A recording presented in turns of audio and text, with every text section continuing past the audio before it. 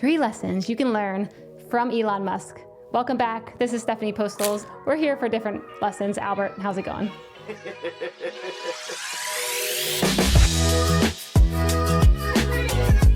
Because if you're not the type of person that constantly thrives with adversity, then you should definitely choose the simpler path. See anything on the sensors, that's a problem.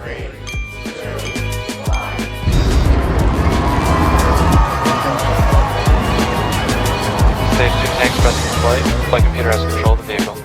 Whatever that was, it's time to, switch routes real quick because this one's not scaling, or this relationship's not working, or this company's not working, or this job's not working. Define the at-bat as getting your product in front of your customer. Charger that automatically plugs into your car when you get home. And I need to make a quick pivot, and I don't care actually what has gone into the past to get me here. I just know I have a new future and I need to quickly pivot to get into a different timeline of my life. To give you the story of where this concept's coming from, the 3 lessons you can learn from Elon Musk. I have a Tesla, and all of a sudden I started seeing that Tesla was pushing full self-driving, trying to get people who had Teslas to buy the full self-driving package, which I had not seen them pushing this as much. They had here and there, but they hadn't really asked me to buy it like they have recently. And so I started looking into why are they pushing this concept so hard? Why is this something they really want people to be buying into? And I went down this whole rabbit hole of looking at what they've been doing over the last decade with this self-driving technology.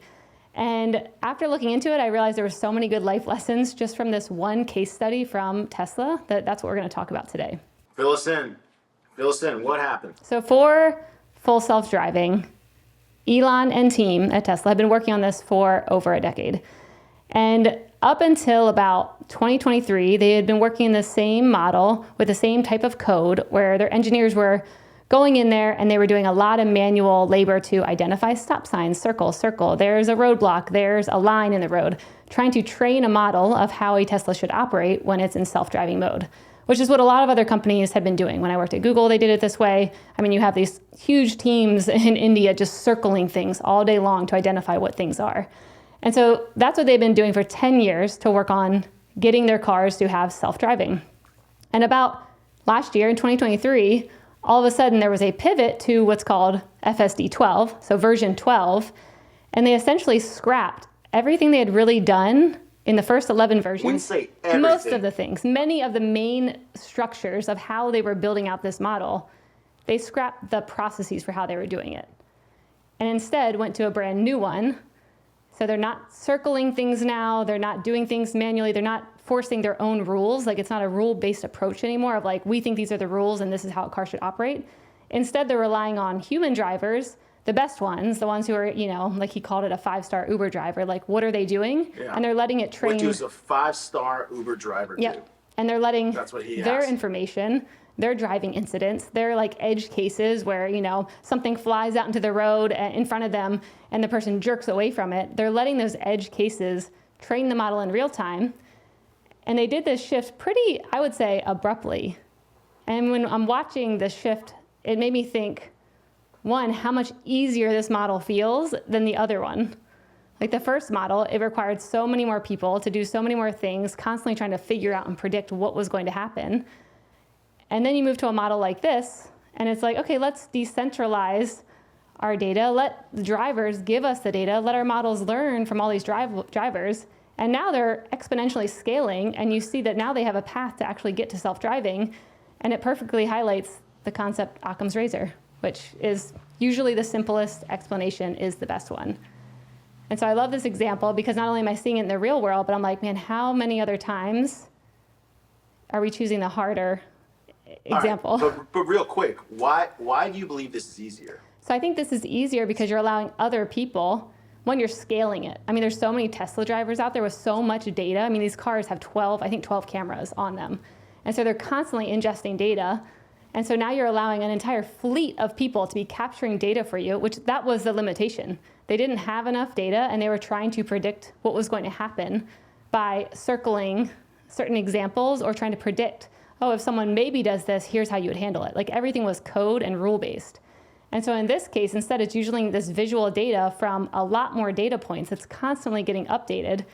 And then they're giving weights to the people who are the best drivers and then training it on that of how would the best driver react if something flies off the back of a pickup truck and is flying towards them? How would they react then? Or how would they react if something rolls out into the middle of a highway and they have 2 cars on the side of them? And that's the stuff that you really couldn't code for. And I think that's what was also causing quite a bit of the issues when people were talking about self-driving, is that they were like, there's too many areas that a car doesn't know how to interact with that circumstance. And I know I've seen it in my own Tesla when it would think that a line was coming or something and it would like jerk the car really quickly. Like I have had that happen before. And I'm like, that has to be software being like, if you see a line like this, jerk away from it. I mean, it's coded in there somewhere to do that. And so instead of working off these rules, now it's saying, hey, let's let the entire fleet of drivers that are driving our Teslas influence these models in a real world way. And so that to me, even though I know there's a ton of still code and engineers and people working on this, you went from something that after 10 years had no chance of scaling. And now you're in a new model where all of a sudden it seems like they're on a path to being able to figure this out much sooner than they ever could have. Yeah, so when I hear this news, I don't know if I quite think it's all this. So here's what's interesting about the term abruptly, right? Is that we don't get to see the levels of frustration or challenges that the company was facing prior to making this decision. You also don't get to know how long something was evaluated before a decision was made. So to the outside world, it can be abrupt, but to them, it could have been like a long, calculated approach. But we're neither here nor there. The reality is that he or the company has an objective. They wanted full self-driving vehicles. They had a process and procedure that they were operating under. It sounds to me, this is more taking advantage of new technology that's available to you. That's what it feels like to me, is like hey, listen, visual modeling probably, I know for a fact, was not as good 10 years ago as it is now. There's no question about it. So they get introduced to the new way that you can visually model things based on machine learning. And he is now saying, or the company is now saying, hey, how do we get more footage of road events so that we don't have to be the small group of people codifying and figuring this out? So they decided, hey, the only way we get good is to get wider, bigger, right? We need more language. We need more, actually not more language. We need more evidence. We need more data points. We need more footage. We need to see what it is like in the real world, because most people cannot code for all the things that they don't know. You can't code for things you don't know, or haven't seen, don't experience, or can't predict. Yep. So they definitely changed the way they do things. And so that's, whether it's Occam's razor, I don't know if that's the case, but for sure he's taking advantage of a better way of doing something. So he's not, we talked about it earlier, he's not so sunk in the process of what they are doing. It's more like, and he is quickly recognizing that there is possibly a new way. Now, when did he recognize it? I'm not sure. My guess is Tesla's been looking at this for a while, and then they just made the announcement. That's all. Yeah. The announcement was because after 2-3 years of testing, they're like, this is it. We're going after this. Yep. This is the way we're going to get it. Yeah, when I think of, we'll get to the sunk cost thing as our second takeaway, but for the Occam's razor, when I'm thinking about a simpler solution, I'm also thinking about an element of control, like how they had it before. And this is many companies who are designing things. I mean, I saw it at Google all the time. We have to make our own thing, do our own code. Everything has to be in-house. Like, we're the only ones who know. And by what they're doing, I mean, they're moving to a much more open source model. They're literally taking code that anyone can use, and they're pulling it into their models. Like releasing control and allowing a lot bigger of a pool of code, of data. So to me, when you let go of that amount of control, I think things get simpler, because now you have a whole workforce working for you, whether it be open source developers, whether it be the drivers. So it's more just letting in the help in a much wider scale. So that's how I was kind of thinking about it with Occam's razor. But either way, in general, in life, I'm like, the simpler solution might be the best one. And I do think it's easy to pick the hardest one with the most control, where you're doing everything yourself, and not look up and be like, oh, there might be an easier way to do this, or a simpler one, or one that can scale quicker because I let other people in to partner with me, help me, whatever it might be. Yeah, there's no question. People hate simple things. They just do. That's the premise of Warren Buffett's whole model of like, hey, people hate getting rich slow. It's also because they don't like things that are, when something seems so easy that it's obvious, most people choose to not do that because they believe that everyone else will be doing it or something like that. And this Occam's razor thing always to me falls back to is more similar to like lean startup principles. But I'm in agreement. Like whatever you can do that is something you can do and quickly do is always to me the best decision path to go down, because you actually have to be. This is the one thing that when I talk to people that I think it's weird. Nobody thinks that it's going to be hard to get good at the thing. So like if you listen to how people choose the decisions that they make, the effort it takes to get good at it is never a consideration, which is really weird, right? And instead they just jump to, oh yeah, we should definitely start. And I'll use examples of like building software is pretty normal for us to talk about, since so many people are in the tech world that listen to this show. It's like they want to build something that's really hard to build, use a language that they're not familiar with. It's like, but I don't understand why you think that you'll be super good at it, instead of using something they do know to create more of a lean startup principle. It is a common thing that happens. It definitely is. People, for whatever reason, choose a more complicated path than the easier path. Yeah, no, I do agree about the choosing the more complicated path.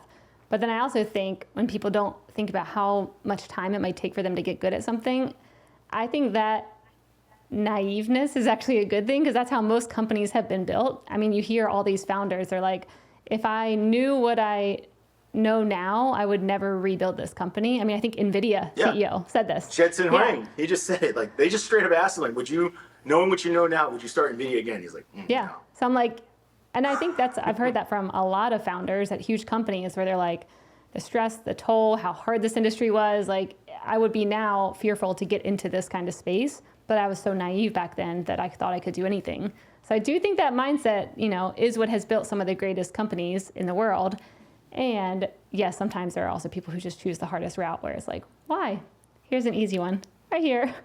Easier. Well, then then I guess the better question is, do you even recognize yourself? Because if you're not the type of person that constantly, let's say, thrives with adversity, then you should definitely be the one that chooses the simpler path. Yep. Yeah. You know what I mean? Some people just love it. Some people love chaos or feel like they need to. Maybe I remember talking to Simeon Dekach, who's the managing partner or founder of One Way Ventures. He talked about why does he invest in refugees? Because he says refugees, by default, have no other way but success. And they've already gone to the ends of the world to solve the biggest problem, like, freedom. How do I obtain freedom for myself? That not knowing code, not knowing financing, that's not going to stop them from succeeding. And so I thought that was pretty cool. Well, remembering that conversation I had with him, which I agree with you, is like, so for the biggest moonshots, typically, you are going to need that attitude that I can learn this. Yeah. And I think if you have an excitement behind something, that's something I've heard quite a lot recently, where it's like, if you have a really high excitement towards something, even if it's hard, you will be able to push past anything that is too hard because you're so excited about it.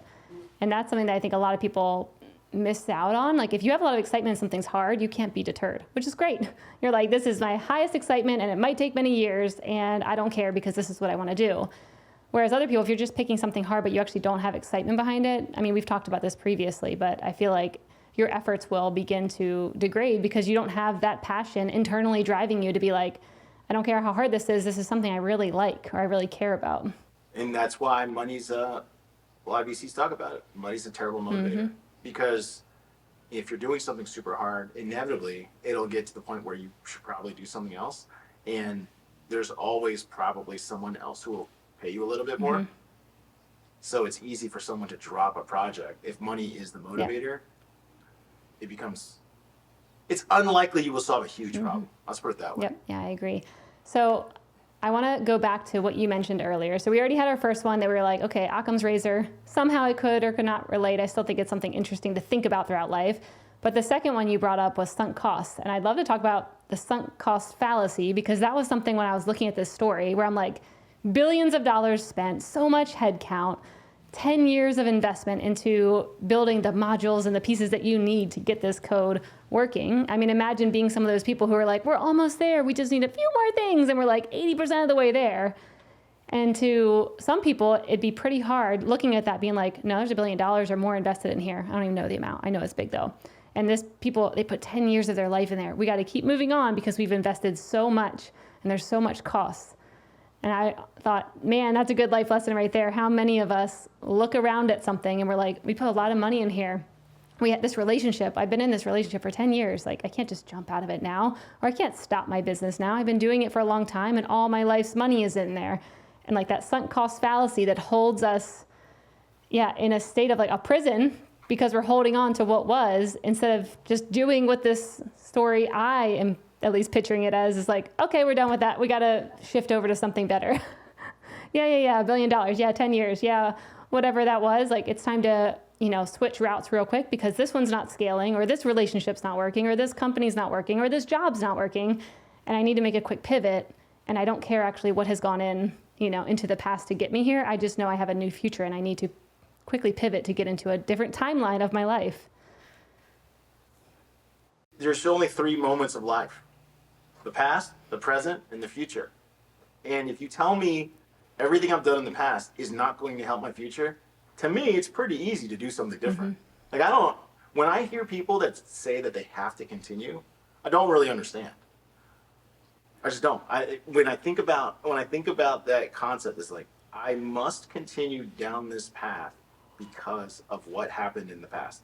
And then you think to yourself, well, are you happy with what happened in the past? Is it like heading towards something good? And so many people don't really have an answer. They're just like, well, it's what I've always known. It's what I've always done. It's like, all right. So I guess that sounds good. But to me, it's nonsensical. Like, it's hard for me to conceptualize. But I also personally, the reason why I don't suffer from sunk cost fallacy is because I am not tied to anything. And my videographer over here at Hollywood Herd, he likes to joke about it. It's like, you can give away and say no to anything in your life outside of my children. But I think that's pretty true. You know what I mean? Like, when I was younger, did I have a hard time breaking up with people? No. I was like, okay, this relationship has ended. I don't see a future, therefore it's now finished. But that's just a personal opinion. So for me, it's hard to relate to people who believe that they've invested so much that they have to continue. I just don't understand it. But what if it's not even investing so much that you have to continue? Let me see what this example might do. Because I do agree, like, the big things, that's an easier one to look at. Like, hey, your business isn't working, your relationship, whatever it might be. It's like, this thing's been going on a long time. And if you don't have something drastically different, like, why would you keep putting more effort into that? That piece, I understand. But there's one that I see happen a lot, and it's around food. This is one example of many micro moments of someone getting into like a sunk cost. You go out to dinner and you order food, or you have food on, your mom makes you dinner. Yeah. And if you have one cookie, you might as well have 20. But not even that. It's concept? like, I bought this dessert. I try it and I'm like, it's not that good. But then I sit there, I watch other people sit there and eat something even though they don't like it, because they're like, well, I paid money for that. And in my head, I'm like, whether it's in your stomach or it stays on that plate, you already spent the money. It doesn't matter. You don't have to finish the food. But in their mind, it's like, well, I invested in this. I put money into this. I need to actually finish it and like follow all the way through.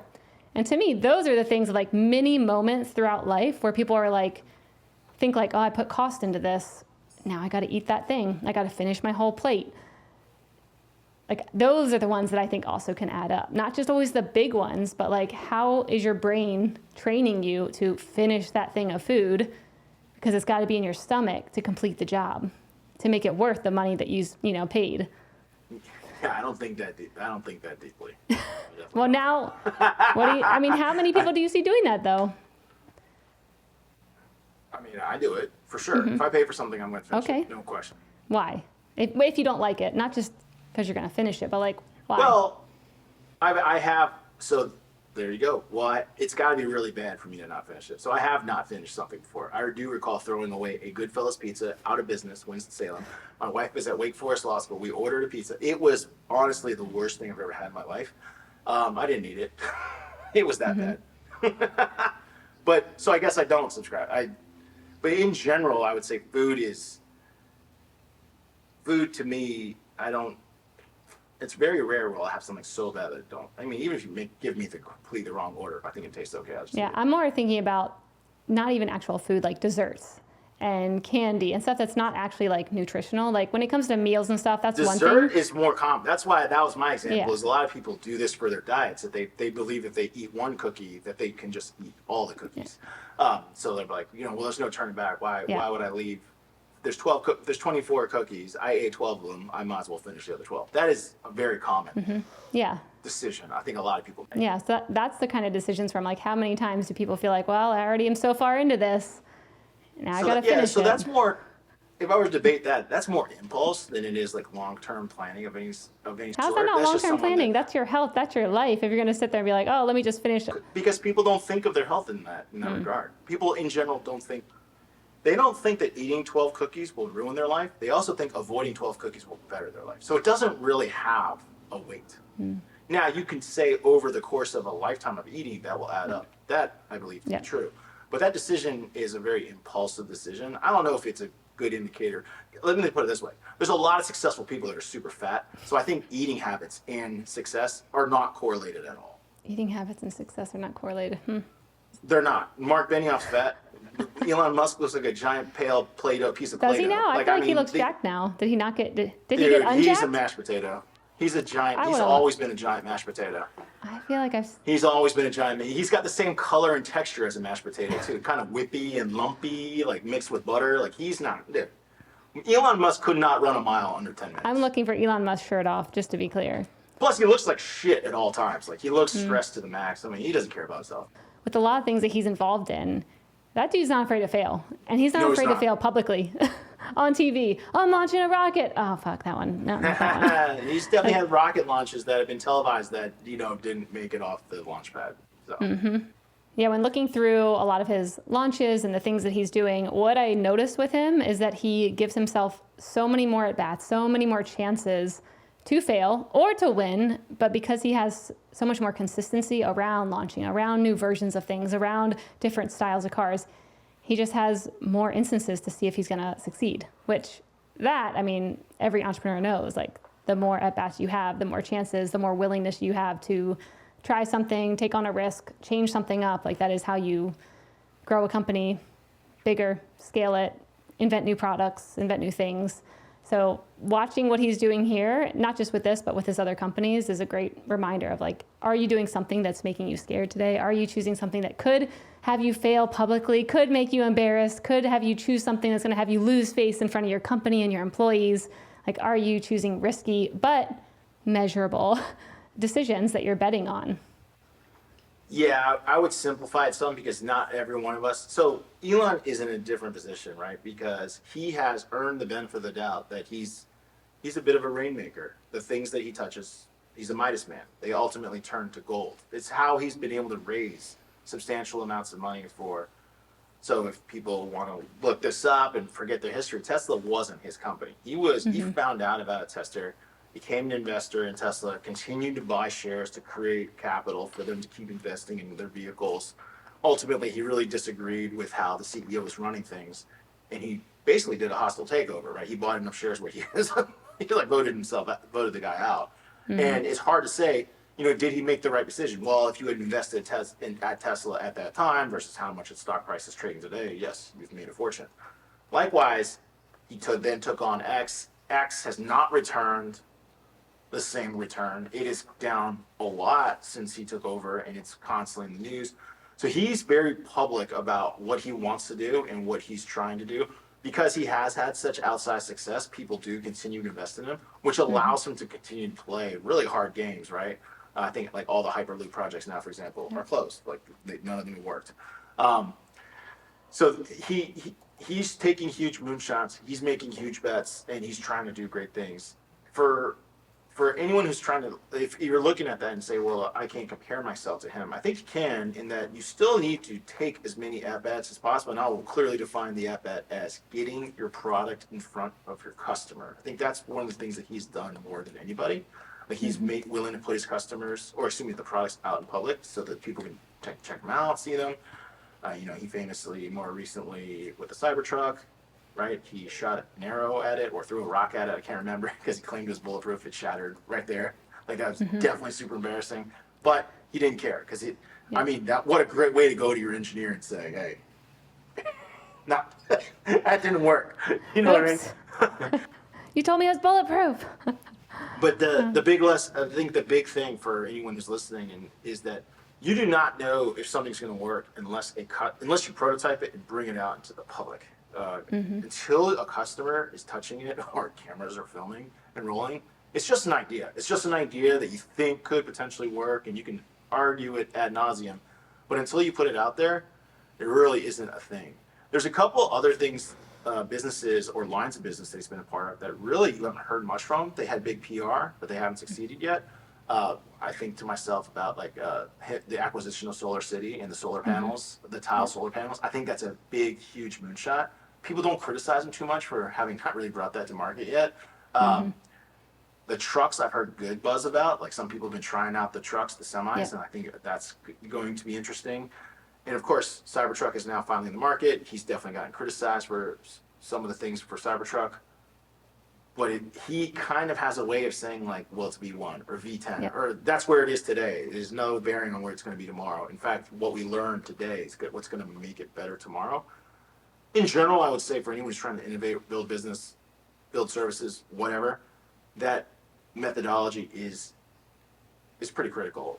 I see more businesses die due to over planning than I do from being afraid to fail fast. You know what I mean? Like over planning will kill you because you will put way too much cash down and generate no revenue from it. So eventually that'll end in nothing. Yeah. The last thing I'll add that I do appreciate about Elon is that, and this is from a more energetic spiritual approach, I feel like he gets out there and says things, I'm doing this, and his energy towards his projects, he says it and people are like, you're not building a truck. That's not going to get out in time. I mean, imagine when he came out with his charger. It's called the North American Charging Standard. He literally came out and said, this is going to be the charging standard for America. And people were like, what? Like, who are you? And he's like, no, it'll be the American Charging Standard. Now look at it. It's like everyone's going to be plugging into his charging stations everywhere. But I like his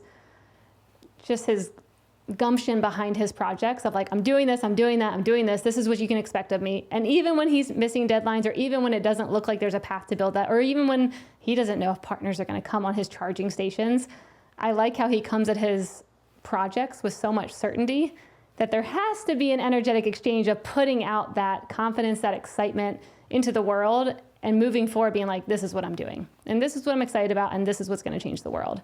So I think having that too with like whatever you're doing, I mean, what I see is so many people being scared to say what they're going to do because the second they say it, people are going to hold them accountable. People are going to be like, hey, where'd that company go that you're going to build? Where'd that product go? Where'd that, course that you're going to build?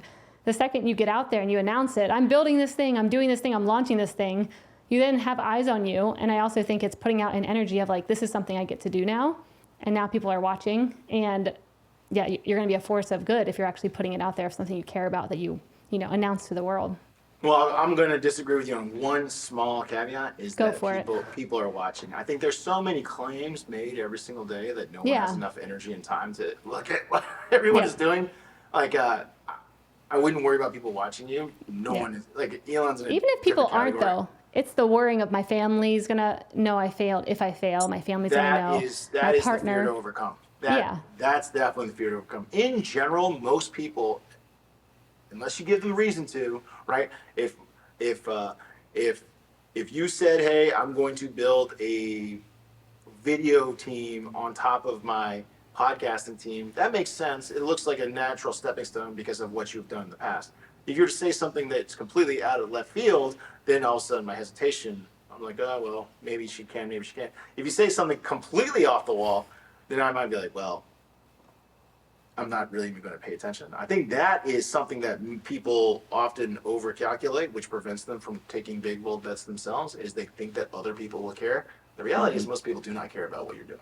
Yeah, they have no which actually is opinion very at all. freeing. It's very They freeing. have No one cares. zero interest in what you are doing. Yeah. And so you are at free and at will to go try huge things. I think we were just talking about him earlier, but Jensen Huang is now one of the wealthiest people on earth. They just released Blackwell, the new AI processing. I don't even know what to call it. It's not a chip. It's like a machine. But for NVIDIA. But he used to always do talks about like how if you're going to solve a problem, you're better off solving something that's such a moonshot and so hard to do. And his reasoning was because nobody will be doing it and no one will know that you haven't done it. Yeah. But everyone will know when you succeed. You know what I mean? Like, so it's like you get to build in the dark because what you're doing is so freaking hard. He was known for that at NVIDIA. His story is becoming more to light now because now more people know who he is. But like I read about how he took twice as long to finish his graduate degree in computer science. How he went to like reform school in Kentucky because his parents thought he was an idiot. Like there's a lot. He's legendary. He worked at Denny's. Like NVIDIA was started by a bunch of guys at Denny's. Such a good story. When you hear that, you're like, how's this possible? And it's like, well, he talks about how they were doing something incredibly hard, very quietly for a really long time. I love it. Did you see his talk he did to Stanford recently where he told everyone, like, he says everyone has the problem with this generation, he says, is they all have high expectations. And he said, yes, you should have high expectations. You're at Stanford. You've graduated with a computer science degree. You should have high expectations. He says the problem is that entrepreneurship and success is saved for the resilient, the extremely resilient. And so because you've not gone through enough hard things, the likelihood you will succeed is so low. So I wish for you hard times. Like you need hard times to build through. And I think that's probably Musk's superpower is he constantly kicks himself in a way that makes it very difficult to succeed. He famously, in the process of building Gigafactory, he had a couple admissions of defeat, essentially. One, they over-engineered the factory floors. They over-automated. He assumed everything could be done by robots. Turns out that's not true. So he had to get more technical skill machinists, to help make the cars. When they missed all their delivery numbers at Tesla early in the days, he of course wanted the entire floor redone. He was known for sleeping at the factory to oversee we have to do this. So he had to incorporate some of his vision for automation with some of the current world, like what's available to him today kind of concept. But in his defense, he recognized that and he was willing to be public, know that he missed deliveries for Tesla, and still have an answer for how he was. If you remember, waiting for the Model 3, the Model 3 was one of the, in hindsight, it's fine. But at the time, people were freaking out. I remember people had made their deposits on the Model 3 and dude, this is a year behind. Yeah. Yeah, they were very delayed. People were wondering if they were even going to get them. They're like, is this all smokes and mirrors back here? Are we actually going to get a car? Am I going to get my money back? I already paid for it. What is going on? And it was not pleasant. I'm sure for him. When the public has given you billions of dollars in cash loans, of which you have to repay with a car and or their money back, but you've sunk it in automation that doesn't work, and now you have to hire a bunch of people to make it work. I don't think he felt good. Yep.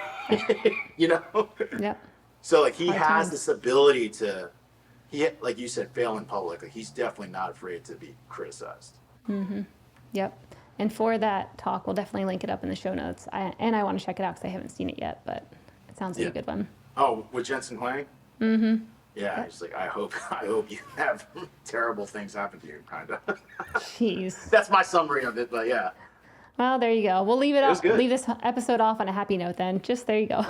But I know you got to go. You got your kids' game to get to. So with that, thanks everyone for tuning in. Hit the subscribe button. Follow us on YouTube, wherever you're watching, viewing. We thank you and appreciate you being here with us. Well, you got to do the ADD recap. Where's the top? What are the 3 things you could learn from this NCAP? The 3 things you could learn from this story.